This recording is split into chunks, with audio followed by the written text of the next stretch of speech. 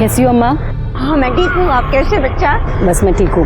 ये देखो आपके लिए गरम गरम पूरी लाई है, अभी खा लो, आप नाश्ता कर लो, ठीक है? हाँ ठीक है। ठीक है बच्चा तू मेरा कितना ध्यान रखती है बेटा। अच्छा मुझे कोई काम से जाना है तो मैं आती हूँ, फिर आपसे आके मिलती हूँ। खा लेना ये नाश्ता। बेटा संभल के जाना।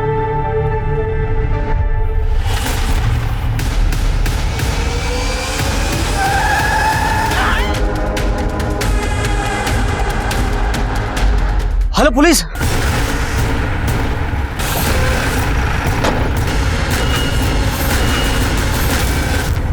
फोन किसने किया था? मैंने किया सर। मेरा नाम सत्यदेव राठी है, ये पास वाली बिल्डिंग में रहता हूँ। रोज की तरह मैं काम पे जा रहा था तो मैंने देखा बूढ़ी माँ खून से लथपथ है, इसलिए आपको फोन कर दिया।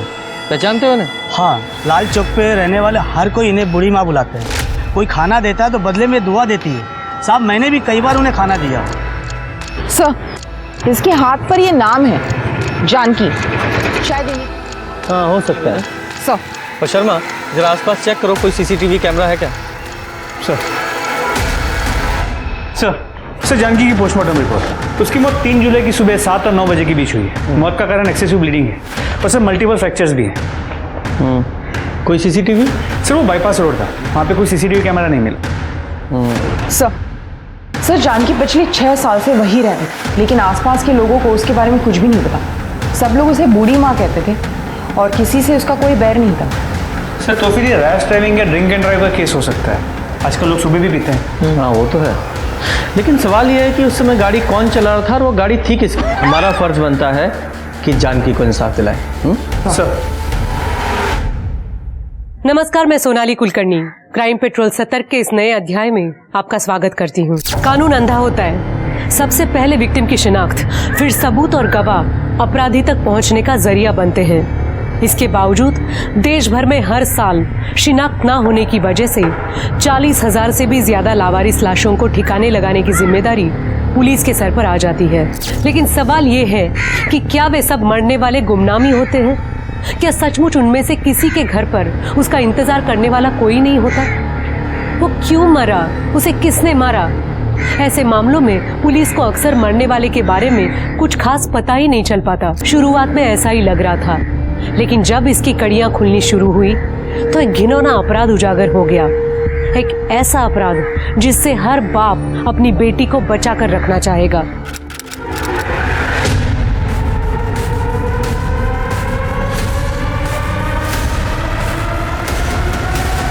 हम आपसे बेइंतहा मोहब्बत करते हैं साहिबे आलम, लेकिन आप आका हैं और हम कनीज।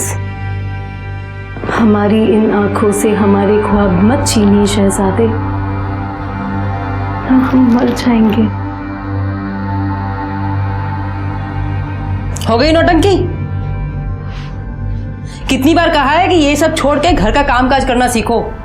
मेरी अम्मा कहती है कि जब रोटी गोल होगी तभी औरत की जिंदगी सफल होगी। और यहाँ तो नाटक से ही छुट्टी नहीं है, पता नहीं क्या नौटंकी करती रहती है। कपड़े रखो। अरे माँ, जमाना बदल गया है। अच्छा आजकल सिर्फ लड़कियां चूल्हा चौका नहीं कर रही है, देश भी संभाल रही है। तुम तो बेटा ना बस घर संभाल लो, उतना ही बहुत है मेरे लिए।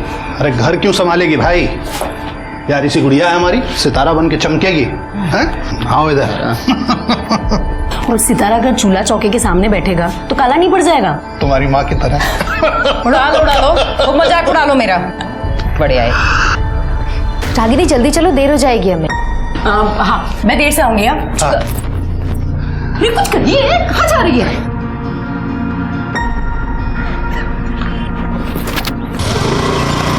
Bye bye. संभल कर जाना। लड़की को ज्यादा छूट दोगे ना तो लोग गाली देंगे। अरे कौन गाली देगा भाई, अब लड़की हमारा नाम रोशन करेगी तब देखना वही लोग ताली भी बजाएंगे।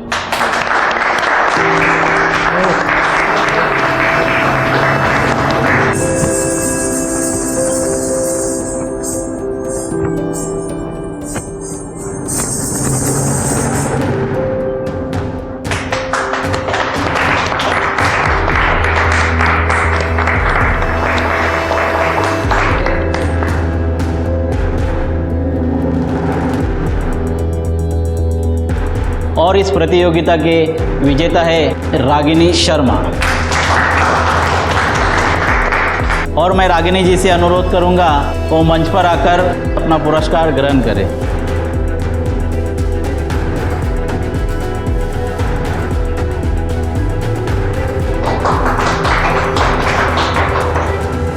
मुबारक। Thank you.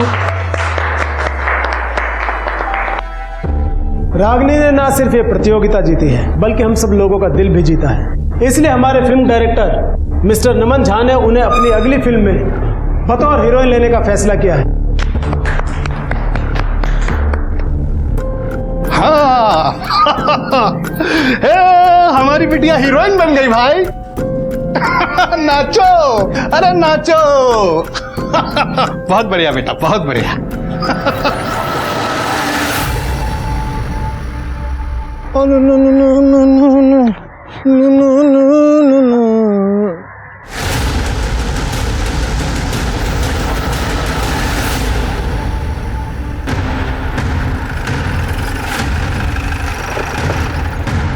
आइए साहब। पूजा जरा चेक करो सर। जरा आसपास चेक करो तुम लोग। इस लड़की की बॉडी का कैसे पता चला?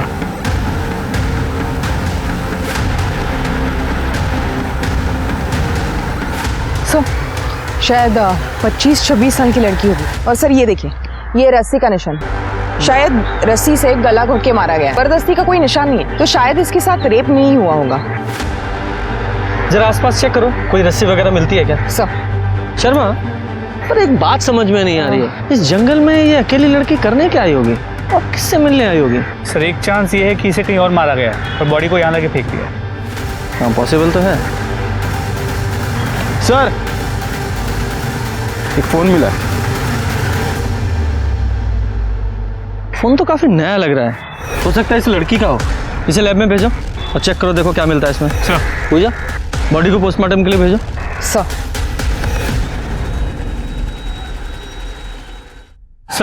सर जो फोन हमें क्राइम सीन से मिला था उसे टेक्निकल टीम ने अनलॉक कर दिया है। वो फोन उसी लड़की का है। लड़की का नाम रागिनी शर्मा है, शांति नगर में उसका घर है। शांति नगर मतलब क्राइम सीन से 6 किलोमीटर होगा।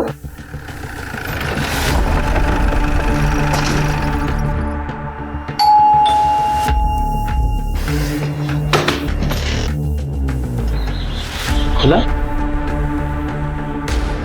कोई है? चलो घर चेक करो। सर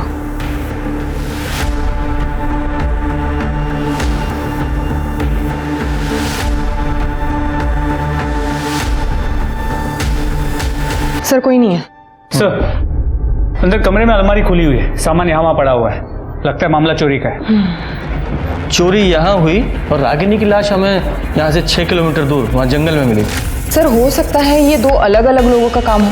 सर मुझे लगता है कि मर्डर यहाँ किया गया है और बॉडी को डंप वहाँ कर दिया गया। हाँ हो सकता है, पॉसिबल है। सर एक डैमेज फोन मिला है। फोन को लैब में भेजो और इसका डेटा रिकवर करवाओ। फॉरेंसिक टीम को बुलाओ और पूरे घर से फिंगरप्रिंट्स उठवाओ। सर ये जल्दी से जल्दी फोन करो और रिपोर्ट जल्दी से जल्दी मंगाना। सर क्या हुआ?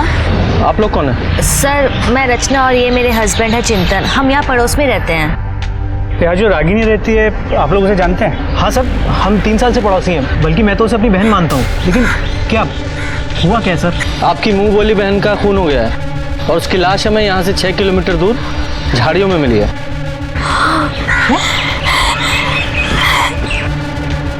अच्छा एक बात बताइए, आप रागिनी से आखिरी बार कब मिले थे? सर अभी 3 दिन पहले मिले थे। बिना किसी सहारे के तुम अपने पैरों पर खड़ी हो रागिनी, ये हमारे लिए गर्व की बात है। हमें खुशी होगी अगर तुम हमारी पार्टी में महिला विभाग की कार्यकर्ता के रूप में शामिल हो जाओगी। जरूर सरस्वती जी। ये हमारी कार्यकर्ता है सुषमा जी और लता जी, और ये हमारा बेटा लोकेश, और ये हमारी होने वाली बहू अंजलि। हेलो। हाय। और लोकेश की होने वाली पत्नी अंजलि। इनका स्वागत करो। जी मम्मी जी।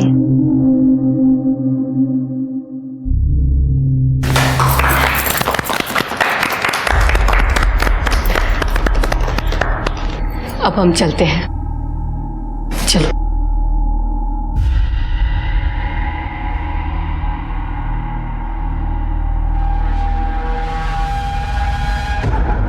ये सब? ये सरस्वती जी हैं। रागिनी को अपने जन जीवन पार्टी में आने का मौका दे रही हैं। अरे वाह, मुबारक हो। ओ हेलो, कहाँ खोई हुई हो बहना? अरे कुछ नहीं, वो मैंने आपको बताया था ना, वो आदमी जिसके पास मेरे 2 लाख रुपए अटके हुए हैं, वो मुझे परेशान कर रहा है, मेरे पैसे ही नहीं दे रहे। रागिनी को किस बात के पैसे लेने थे? सर, रागिनी फिल्म इंडस्ट्री में काम करती थी। हाँ, शायद शूटिंग के पैसे होंगे। हाँ, जिस आदमी से पैसे लेने थे उसका नाम पता है? हाँ, बबलू। बबलू। अच्छा, रागिनी के साथ इस घर में और कौन रहता है? कोई नहीं सर, रागिनी अकेली रहती थी। उसकी फैमिली नहीं है? नहीं सर, है, उसके मम्मी पापा हैं, वो गाजियाबाद में ही रहते हैं, लेकिन दूसरे घर में। मतलब एक ही शहर में अलग अलग रहते थे? उनकी आपस में कुछ प्रॉब्लम थी क्या? सर हमें नहीं पता सर। ओके, ठीक है। उनका एड्रेस पता है? हाँ। पूजा, एड्रेस ले लो सर। और शर्मा, इस बबलू का पता लगाओ सर। नमस्कार इंस्पेक्टर साहब। सर, आप यहाँ? हमें रागिनी की मौत का बहुत दुख है। वो हमारी पार्टी की कार्यकर्ता थी। आप उसके कातिलों को जल्द से जल्द ढूंढिए। अगर इस काम में हमारी किसी भी तरह की मदद की जरूरत हो तो हमें बताइए। जी सर, श्योर। नमस्कार सर। सुनो ना सर, जा रहे हम, अभी बात कर लें क्या? अभी नहीं दोस्तों, बाद में। अभी मौका है हमारे पास, अभी बात कर सकते हैं हम। इतना गर्म माहौल हो रखा है, बाद में आराम से करते हैं ना। रुको।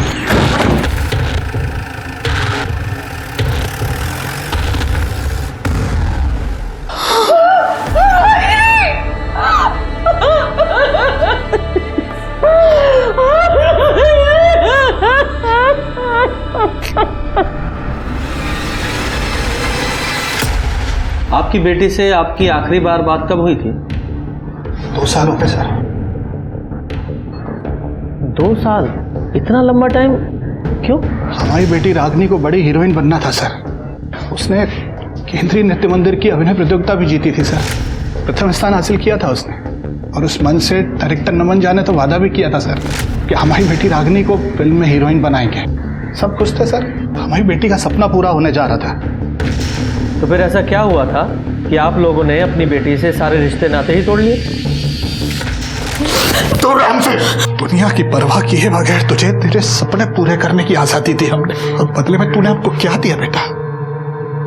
वो ठाकुर हमको बोल रहा था कि कैलाश तुम तो बड़ा आदमी बन गए, तुम्हारी बेटी एक रात का 10,000 रुपया लेती है। मन करता है तुमको जान से मार दे। बाबा, आपने मेरे खातिर इस घर को गिरवी रख दिया था। मैं नहीं चाहती थी कि मेरी वजह से आप लोग के सर से ये छत चली जाए। मुझे जो ठीक लगा मैंने किया बाबा। छत चली जाती बेटा तो कोई बात नहीं थी, जी लेते हम बिना छत के, लेकिन बिना इज्जत के कैसे जिएंगे हम? कर दिया पिंडदान तेरा हमने, हमारे लिए मर चुकी है ये। आपकी बेटी ने समाज में आपकी नाक कटा दी तो आपने उसकी जान ही ले ली। क्या कह रहे हैं सर आप? उसके सपनों में हम भी उसके साथ थे। हम अपनी इकलौती बेटी को कैसे मारेंगे? हमने ऐसा कुछ नहीं किया था सर। ये अलग बात है कि जब से हमने उसे घर से निकाला था उसके बाद हमने उसकी शक्ल नहीं देखी। ठीक है, शक्ल नहीं देखी। अब ये बताइए कि 8 तारीख को आप कहाँ थे? 8 तारीख को हम घर पे ही थे सर। बाहर ज्यादा आना जाना नहीं होता है, तबीयत खराब रहती है आजकल। साहब, आपसे एक विनती है, आप मेरे बेटे के कातिलों को पकड़ना जरूर। जी। हमारी बेटी को इंसाफ दिलाइए सर। सर, रागिनी के कॉल रिकॉर्ड्स, इसके मुताबिक उसकी सबसे ज्यादा बातें 2 लोगों से होती थी। एक उसके नेबर रचना और दूसरा बबलू दुबे। ये वही बबलू दुबे तो नहीं है जिसके बारे में चिंतन ने बताया था? सर, लगता तो ऐसे ही है। करता क्या है ये? लड़कियों की दलाली करता है।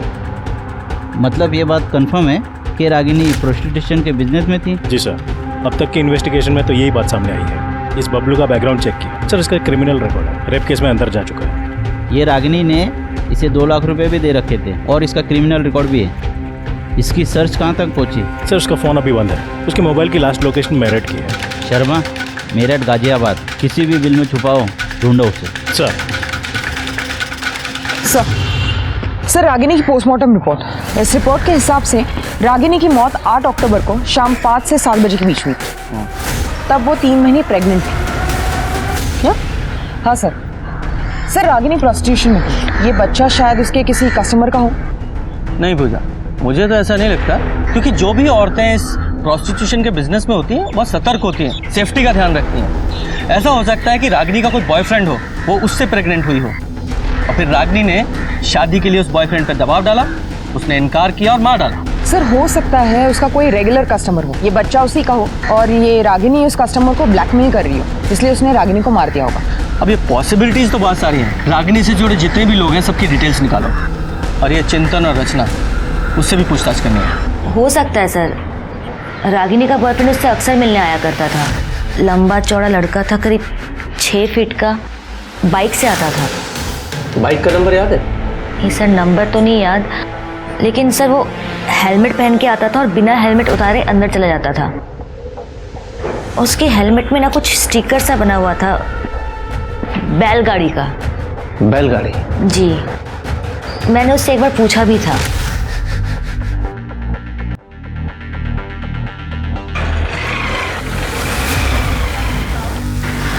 रागिनी कौन था ये? भाभी वो मेरा बॉयफ्रेंड है। क्या नाम है इसका? नाम में क्या रखा है आपको मिलवा ही दूंगी, ना शादी के दिन मिल लेना। ये रागिनी ने लड़के का नाम क्या बताया था? सर उसने नाम तो कभी बताया नहीं। ठीक है, पूजा अगर कब पूछेंगे? अभी नहीं, बाद में करते ना। अरे कुछ कहना चाहती हो? मैंने उस दिन भी नोटिस किया तुम कुछ कहने की कोशिश कर रही थी। घबराओ मत, जो कुछ भी है साफ साफ बताओ, किसी से भी घबराने की जरूरत नहीं है। बताओ, आराम से बैठ के बताओ। बोल, क्या कहना चाहती? सर मैं 10 साल की थी जब मैं अपने माँ बाप से अलग हो गई। मेरे पापा रोज दारू पीते थे और रात को घर आके मुझे और माँ को मारते थे।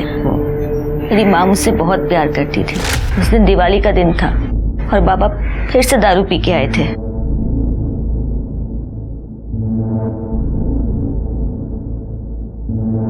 रचना, रचना बेटा, एक काम कर, तू चाचा के घर चली जा और आज रात वहीं रुकना, ठीक है? मैं कल सवेरे तुझे खुद लेने आ जाऊंगी। अक्कल है कि नहीं? उनकी बेटी को यहाँ भेज दिया। मैंने कोई ठेका लेके रखा है क्या सबको खिलाने का? धीरे बोलो, धीरे, बच्चे यहीं पे हैं, सुन लेंगे तो उनपे क्या असर पड़ेगा।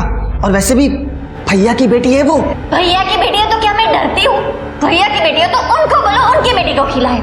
एक तो घर में मिठाई कम आती है, तो मैं अपनी बेटी को खिलाऊं या फिर उनकी बेटी को? हाँ देखो, आज के आज इसको यहाँ से भगा दो, समझे? मैं वहां से निकली और रोते रोते एक टेम्पो में जाके सो गई। जब आँख खुली तो मैं दिल्ली में थी। मैं बहुत डर गई थी। वहाँ मैंने एक आदमी को बोला कि मैं कानपुर से हूँ, तो उसने मुझे एक ट्रेन में बिठा दिया। स्टेशन पहुँची तो मैं पटना में थी। वहाँ एक आदमी मुझे अपने घर ले गया और अपनी फैमिली के साथ मुझे नौकरानी बना के रखने लगा। फिर एक दिन मुझे वहाँ से भी निकाल दिया। वहाँ से निकल के फिर एक NGO में गई। वहाँ मैंने 12th तक पढ़ाई की और ये मुझे वहीं मिले थे। हम लोगों ने शादी कर ली। लेकिन सर, मुझे मेरी माँ की बहुत याद आती है।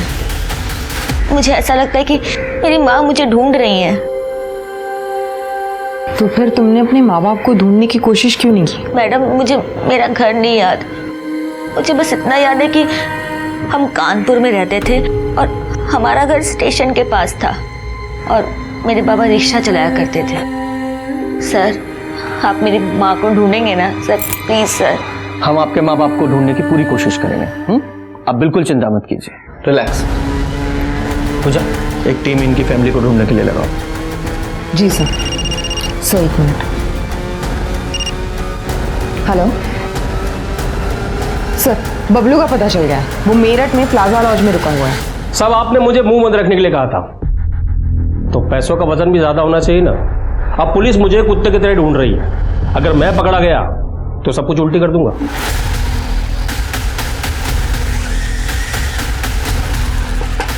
कौन है?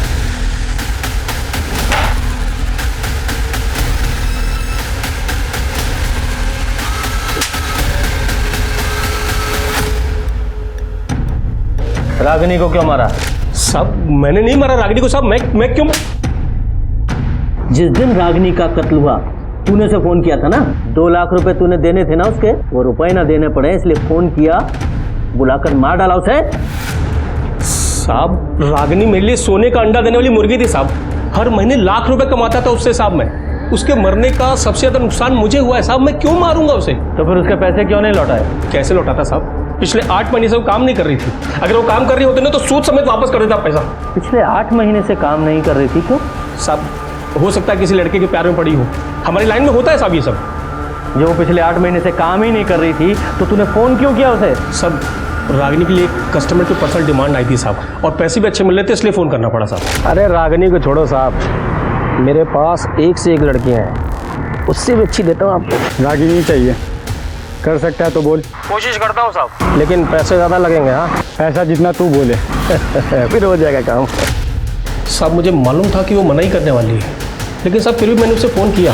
देख बबलू, मैंने पहले ही बोला मैंने काम छोड़ दिया है। अरे एक रात का 2 लाख रुपए दे रहा है।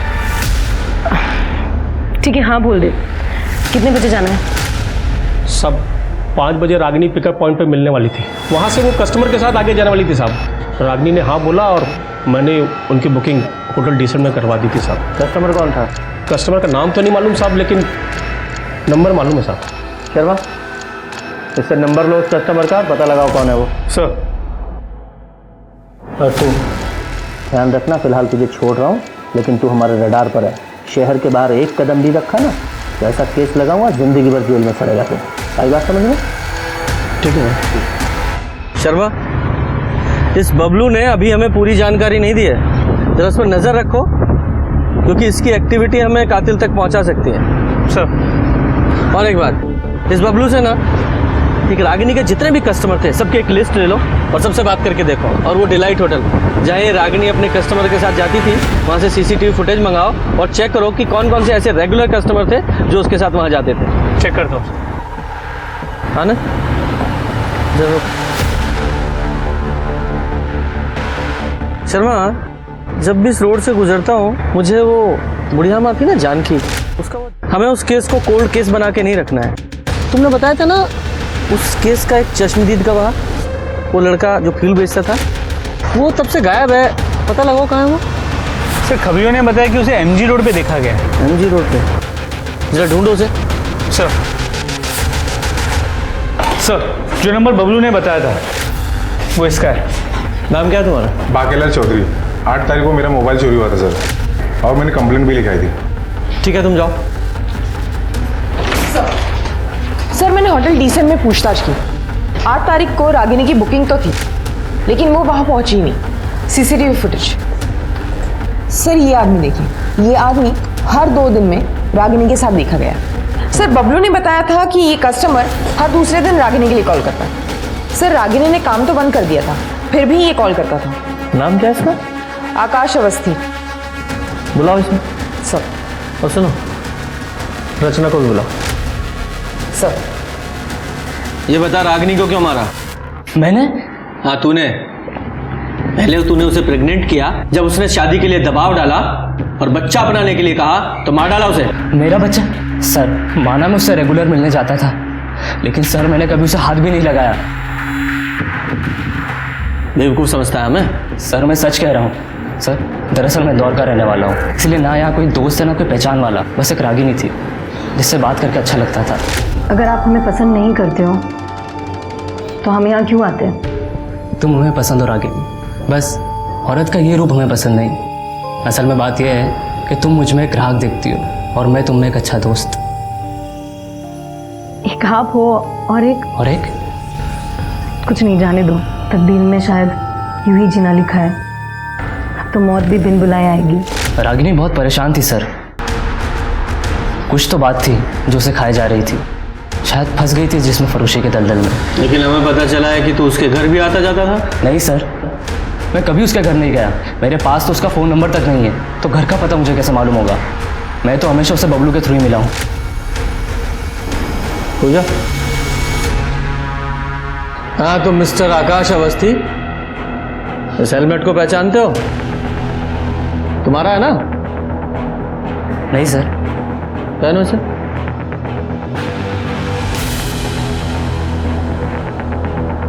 रचना, घूम जाओ।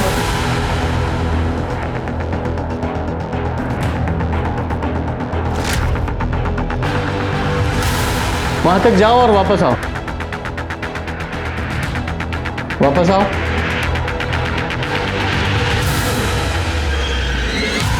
सर शायद ये वो नहीं है।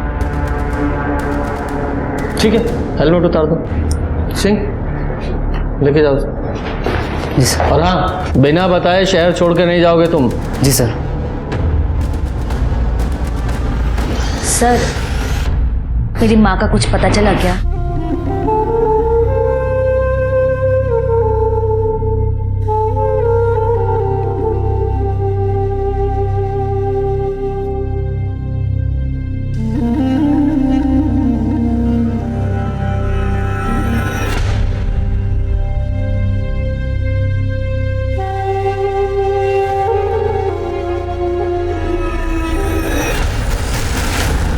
तुम जानती हो ना? हाँ सर, रागिनी ने मिलवाया था एक बार। रागिनी ने बहुत मानती थी, इन्हें खाना पानी कंबल सब देती थी। और क्या जानती हो उनके बारे में? सर और तो कुछ नहीं पता मुझे। ठीक है, अभी तुम जाओ और डोंट वरी, तुम्हारी माँ जल्दी ही मिल जाएगी। Thank you sir.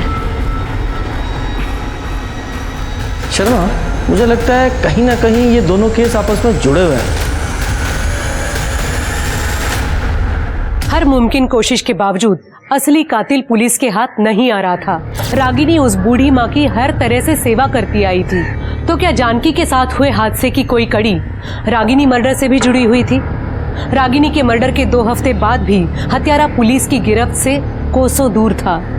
फिर एक दिन पुलिस के हाथ एक ऐसा पुख्ता सबूत लग गया जो कि इस केस में एक नया मोड़ ले आया। सर, रागिनी के घर से जो फोन मिला था उसका डेटा रिकवर हो गया। ये देखिए।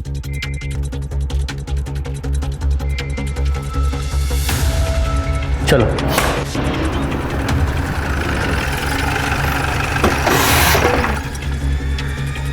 ये देखिए सर।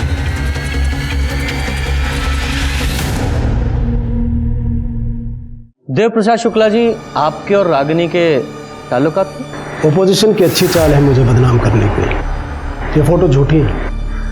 सर, हमने सारे फोटोज की जांच कराई है, किसी भी फोटोज के साथ कोई भी छेड़छाड़ नहीं की गई है। मैंने कहा ना झूठी, फोटोशॉप की है। सर एक काम करते हैं, आपका डीएनए टेस्ट करा लेते हैं, सब क्लियर हो जाएगा। मुझे डीएनए टेस्ट नहीं कराना। निकलो यहाँ से।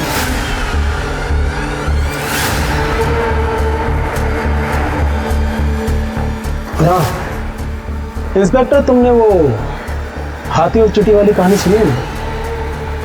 चींटी अपने दायरे में ही रहे तो अच्छी है।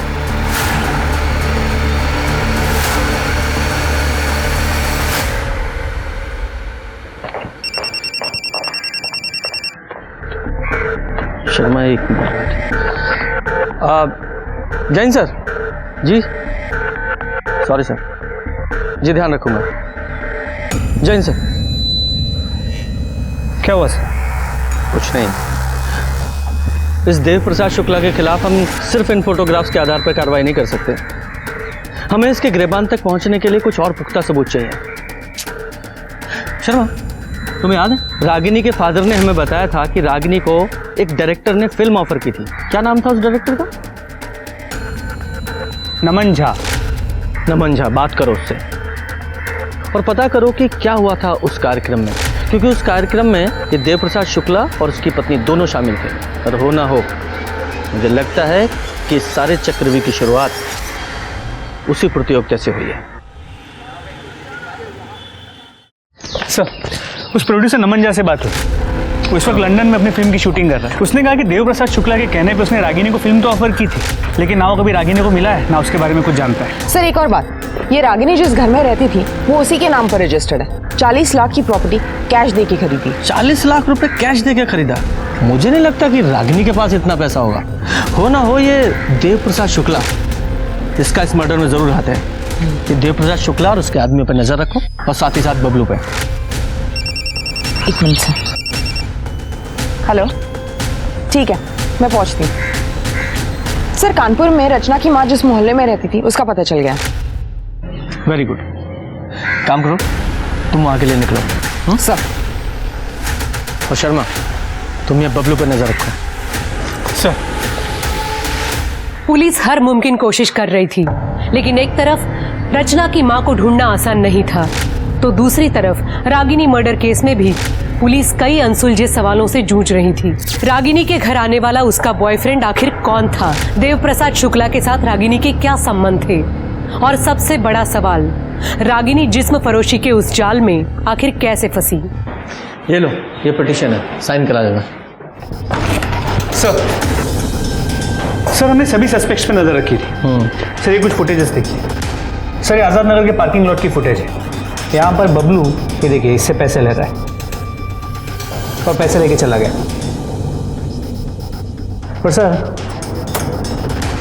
यही आदमी रागिनी के मर्डर से एक दिन पहले उसके घर के आसपास मंडराता हुआ नजर आ रहा है। ये तो देव प्रसाद का बॉडीगार्ड है। क्या नाम है इसका? सर ओम प्रकाश। लेके आओ इसे।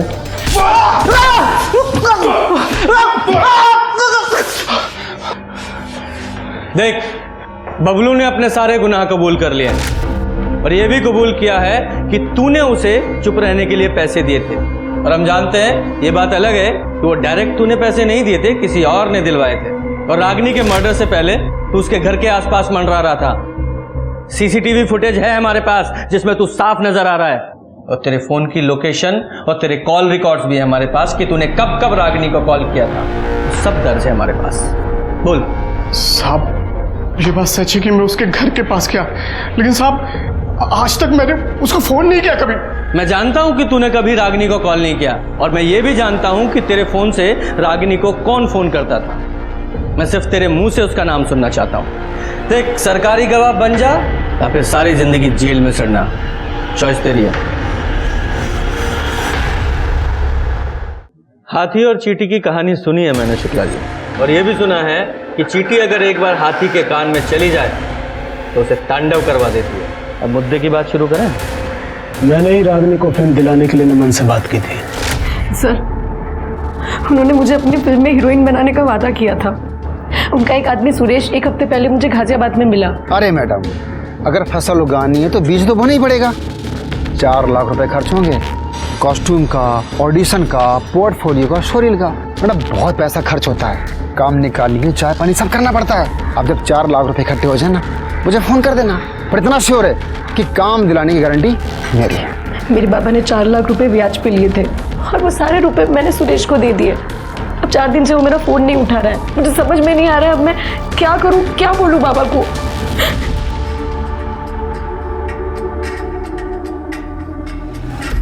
रो मत रागिनी,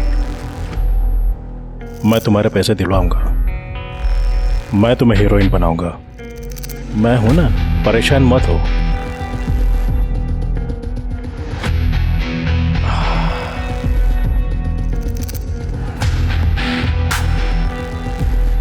मैं नमन से बात कर लूंगा, तुम्हें तुम्हारे पैसे मिल जाएंगे। बस एक बात याद रखना, मैं तुम्हारे लिए कुछ भी कर सकता हूं। और ये सुरेश कौन है? पता नहीं, शायद सुरेश ने ही नमन के नाम से रागिनी को बेवकूफ बनाया।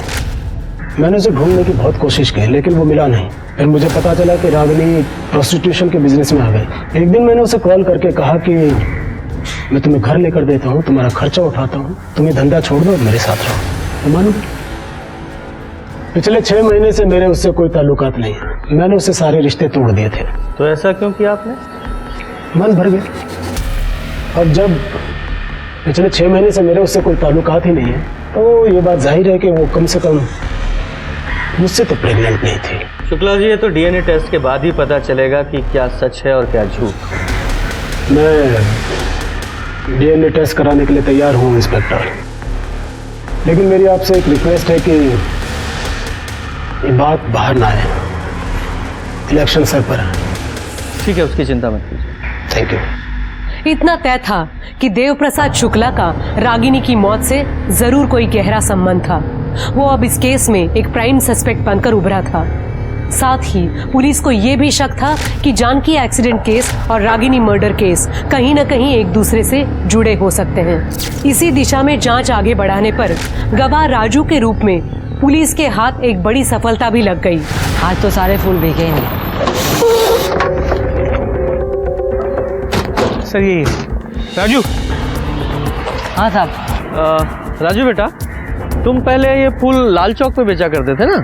हाँ साहब, वहाँ कमाई कम होती थी और यहाँ कमाई अच्छी होती है। अच्छा, जब तुम लाल चौक पे फूल बेचा करते थे तुम वहीं थे? हाँ साहब, मैं वही था। रागिनी दीदी बूढ़ी माँ को खाना देकर जैसी निकली, पीछे से एक कार आई और बूढ़ी माँ को उड़ाकर चली गई। सर ये हो सकता है कि वो गाड़ी रागिनी का पीछा कर रही है और गलती से जानकी को टक्कर मारी। हाँ, पॉसिबल तो है।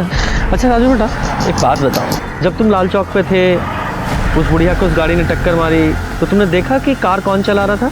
नहीं साहब। उस गाड़ी का कलर, उसकी नंबर प्लेट वगैरह कुछ याद है? नंबर वंबर तो याद नहीं है, लेकिन हाँ, गाड़ी पर बैलगाड़ी छपी हुई थी।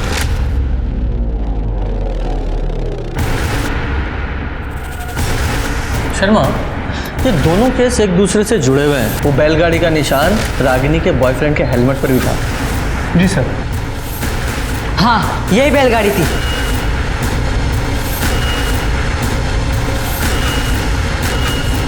यही बैलगाड़ी थी ऐसी? हाँ साहब, यही बैलगाड़ी छपी थी उस गाड़ी पर। बैठो साहब पे। सीसीटीवी खंगालो, सारा नाकाबंदी करो, कुछ भी करो। I want that car any how. Sir DNA report पढ़ो। सर रिपोर्ट के हिसाब से देव प्रसाद का डीएनए रागिनी के बच्चे के डीएनए से मैच करता है, लेकिन सिर्फ 25%। मतलब वो देव प्रसाद नहीं है, उसका भाई या बेटा है। लेकिन सर देव प्रसाद का कोई भाई नहीं है। मैं सच कह रहा हूं, मैंने कुछ भी नहीं किया।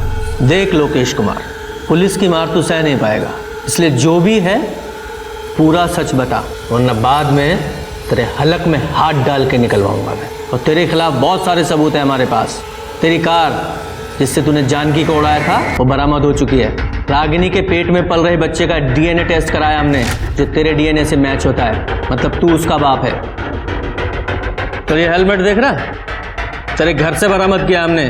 तेरा हेलमेट है ये, जिसे पहनकर तू रागिनी से मिलने जाता था। अब झूठ मत बोलना, क्योंकि गवाह है मेरे पास।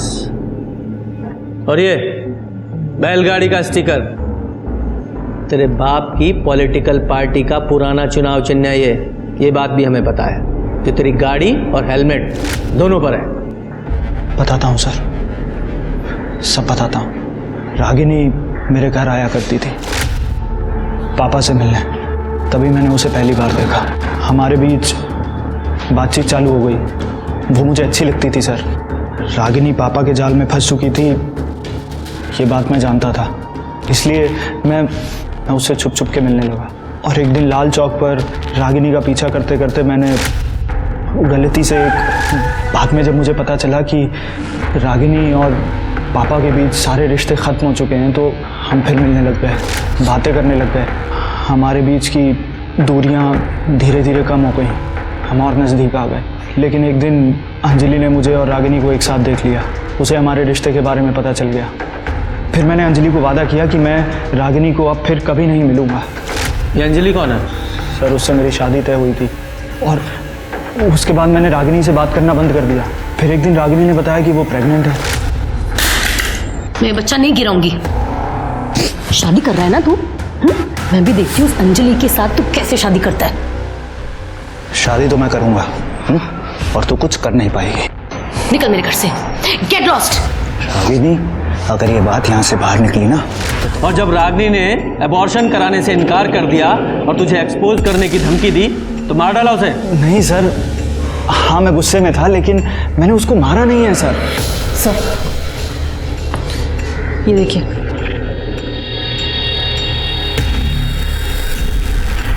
तूने नहीं मारा ना रागिनी को? नहीं सर। तो ये क्या है? रिपोर्ट है ये, इसमें साफ साफ लिखा है तेरी गाड़ी में रागिनी के बाल मिले और स्पर्म के ट्रेसेस जो रागिनी का गला घोटने से पहले उसे सुंघाया गया था। बोल। सर मेरी गाड़ी है, दो दिन पहले ही वापस आई है, लेकिन ये गाड़ी तो मैं, सर वो गाड़ी तो मैंने किसी को दी थी। किसको?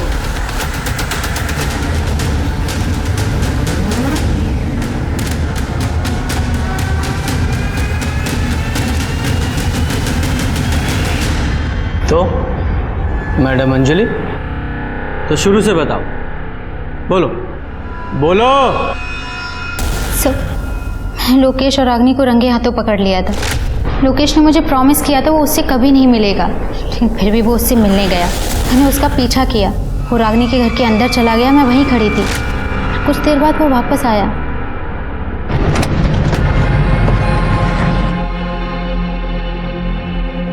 पापा, लोकेश अभी भी रागिनी से मिल रहा है। I want to kill that. Ragini से छुटकारा पाना चाहती हो? मैं मदद कर सकता हूँ। कितने पैसे दे पाओगी? जो तुम बोलो। कितने में डील हुई थी? 10 लाख। कौन था वो आदमी? उससे पहले मैंने उसे कभी नहीं देखा था। तुमने उसके साथ 10 लाख रुपए की डील की और तुम्हें पता ही नहीं वो कौन आदमी था? बेवकूफ समझाया मैं? जब डील की थी तब तो शक्ल देखी थी ना? स्केच बनवा सकते हो? जी सर।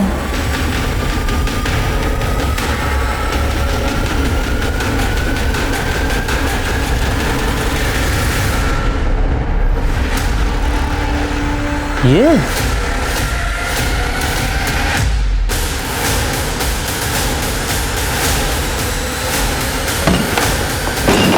पूरे घर की अच्छे से तलाशी लो, कोई भी कोना छूटना नहीं चाहिए। सर, आप लोग यहाँ पर, क्या हुआ है सर? चिंतन कहाँ है? चिंतन तो घर पे नहीं है, लेकिन क्या हुआ? अभी पता चल जाएगा क्या हुआ है।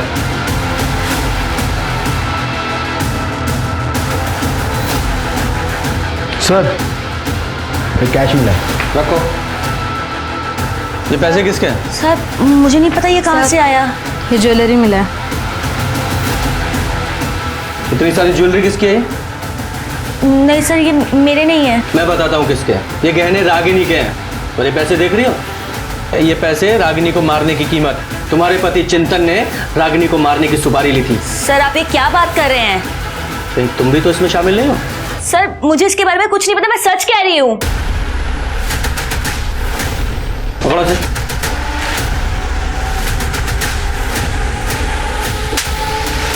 रागिनी को क्यों मारा तूने? तू तो उसे बहन मानता था ना? सब दिखावा था सर, पैसे नहीं थे मेरे पास। जानती थी वो मेरा मकान बिकने वाला था, ये भी पता था उसको। किस्त चुकाने के पैसे नहीं थे मेरे पास, और जिससे उधार लिया था वो घर तक आ गया था उस दिन। सलीम भाई, मैं आपके पैसे पक्के से लौटा दूंगा, मुझे बस थोड़ी और मोहलत दे दो, बस 1 महीना। और अगर 1 महीने बाद भी पैसे नहीं आए तो ये घर तो बिकेगा ही, इसके साथ साथ तू भी दुनिया से उठ जाएगा। भैया, ये कौन था? इन्होंने उनसे पैसे लिए थे बिजनेस के लिए। बिजनेस तो डूब गया, अब अगर पैसे नहीं लौटा पाए तो जान से मारने की धमकी दे रहे हैं। रागिनी, तेरे पास कुछ पैसे हो तो मैं लौटा दूंगा। भैया, सच में मेरे पास कुछ भी नहीं है। एक से आने वाले थे, लेकिन वो भी अटके पड़े हैं। झूठ बोल रही थी वो। मिनिस्टर शुक्ला साहब के बहुत एहसान थे उस पर। लोकेश का भी उसके घर पे आना जाना था, पैसे तो थे उसके पास। उस दिन जब लोकेश उसके घर पे आया तो मैंने खिड़की से उन दोनों की बातें सुन ली। रागिनी के घर से बाहर निकला और अपनी गाड़ी में बैठकर जैसे ही निकला, मुझे अंजलि की आवाज़ सुनाई दी। वो फ़ोन पर रागिनी को मारने की बात कर रही थी। मुझे पैसा कमाने का जरिया नज़र आया और मैंने जाके अंजलि से बात की। कितने पैसे दे पाओगे? जो तुम बोलो। 10 लाख। उसके बाद सर मैंने एक आदमी का फ़ोन चोरी किया और उसी फ़ोन से बबलू को फ़ोन लगाया और रागिनी को बुक करने के लिए बोला। रागिनी मेरी बताई जगह पर ठीक टाइम पे पहुंच गई। और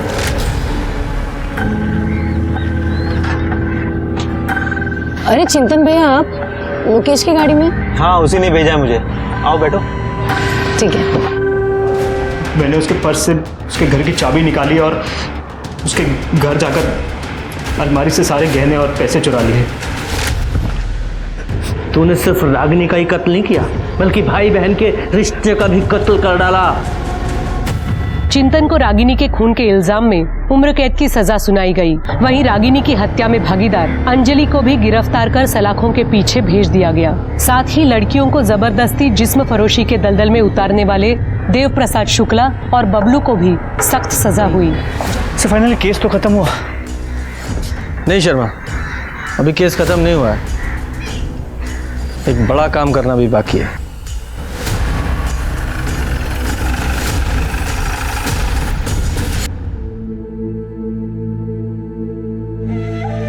माँ,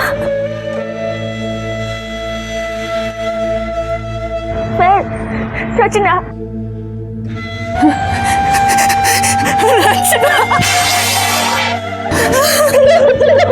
रचना मेरी बच्ची,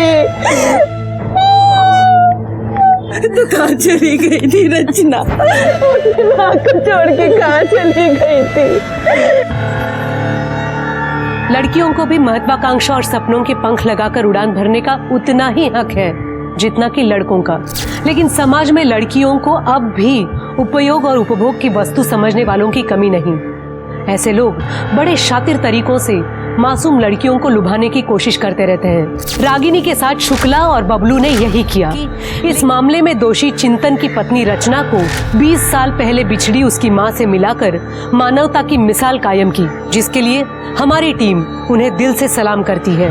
अपनों की बजाय गैरों पर जरूरत से ज्यादा भरोसा कितना खतरनाक साबित हो सकता है, वो रागिनी के केस को देखकर समझा जा सकता है। उसने माँ बाप को छोड़कर जिस चिंतन पर भरोसा किया, उसी ने उसे शर्मसार कर दिया।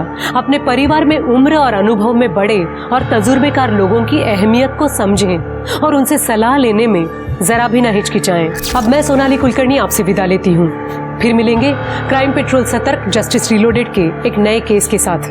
तब तक अपना और अपने परिवार का ख्याल रखें, मास्क पहने, सोशल डिस्टेंसिंग बनाए रखें, सैनिटाइजर का इस्तेमाल करें। देखते रहें क्राइम पेट्रोल सतर्क। जय हिंद। इस तरह के और भी एपिसोड देखने के लिए हमारे चैनल को सब्सक्राइब करें और बेल आइकन दबाना ना भूलें।